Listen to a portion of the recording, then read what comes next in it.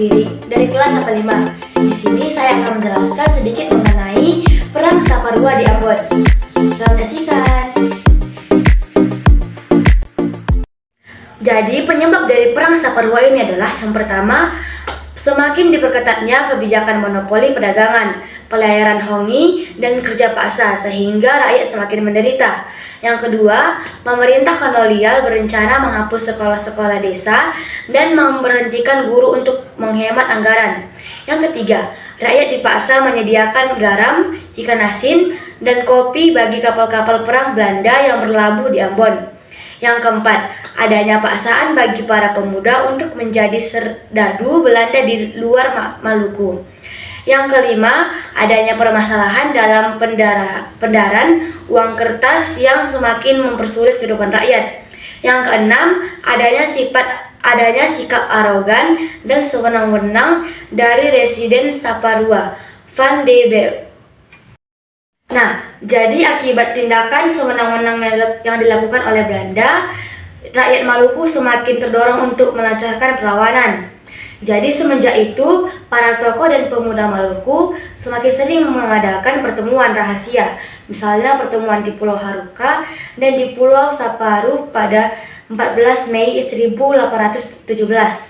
Dalam pertemuan tersebut, mereka sepakat untuk melawan dan Patimura dipercaya sebagai pemimpin perlawanan. Nah, tokoh-tokoh yang berjasa besar dalam Perang Saparua adalah Antonie Reboh, Thomas Patiawel, Lukas Latu Mahina, Said Perintah, Ulu Paha, dan Christina Marta Tiahahu. Dan selanjutnya saya akan menjelaskan perjalanan Perang Saparua. Perlawanan dimulai dengan menghancurkan kapal-kapal Belanda di pelabuhan.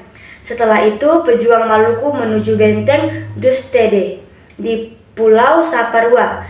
Dalam pertempuran yang terjadi pada 15 Mei 1817 itu, Residen Van den Berg yang memimpin pasukan Belanda tewas dan benteng Dustede berhasil direbut pejuang Maluku.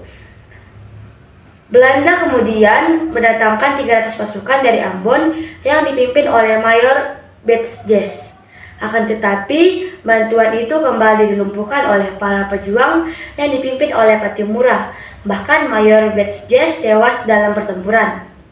Kemenangan ini semakin meningkatkan semangat para pejuang dan perlawanan semakin meluas di Maluku. Di Saparua, perang terus berlanjut hingga Agustus 1817. Dan Belanda terus mendatangkan bantuan.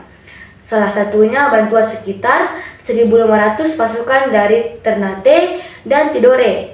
Dengan adanya bantuan itu, Patimura mulai terkepung sehingga harus mengganti strategi.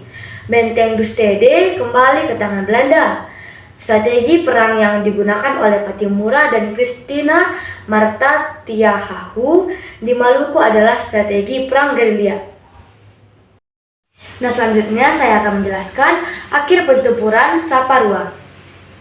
Jadi setelah berbulan-bulan terlibat pertempuran, Belanda berusaha menyelesaikan perang dalam waktu dekat. Bahkan Belanda akan memberikan hadiah sebesar 1.000 gulden kepada pihak yang berhasil menangkap Patimura. Akibat pengkhianatan yang dilakukan seorang warga, Belanda mengetahui persembunyian Patimura dan berhasil menangkapnya beserta para pejuang lainnya pada November 1817.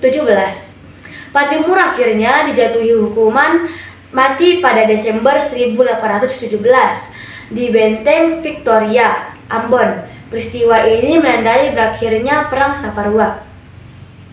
Penjelasan mengenai pertempuran Saparua di Ambon. Semoga teman-teman paham mengenai penjelasan tersebut dan semoga penjelasan tersebut dapat bermanfaat bagi kita semua. Sekian dari saya, maaf jika ada kesalahan.